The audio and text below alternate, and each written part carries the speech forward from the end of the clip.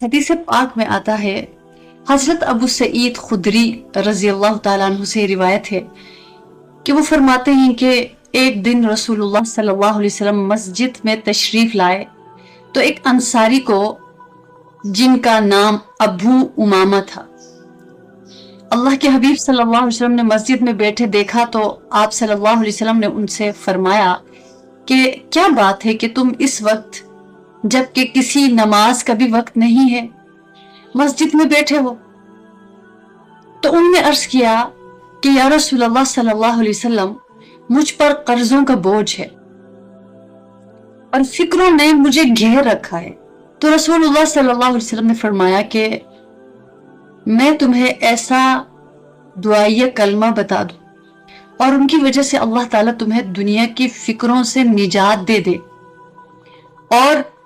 تمہارے قرضے بھی ادا کر دے۔ تو ابو امامہ رضی اللہ تعالیٰ عنہ نے بیان کیا کہ میں نے عرض کیا یا رسول اللہ صلی اللہ علیہ وسلم، آپ ضرور بتائیے گا۔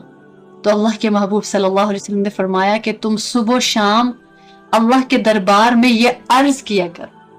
پھر فرمایا اللہم انی اعوذ بک من الہم والحزن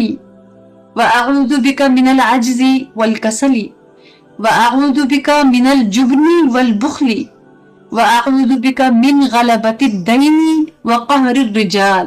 آمین یا رب العالمین۔ یا اللہ، میں تیری پناہ پکڑتا ہوں فکر اور غم سے، میں تیری پناہ پکڑتا ہوں کم ہمتی اور سستی سے، میں تیری پناہ پکڑتا ہوں بزدلی اور بخل سے، اور میں تیری پناہ پکڑتا ہوں قرض کے غلبے اور لوگوں کے ظلم اور ستم سے۔ اللہ اکبر، کتنی خوبصورت دعا ہے، آمین یا رب العالمین۔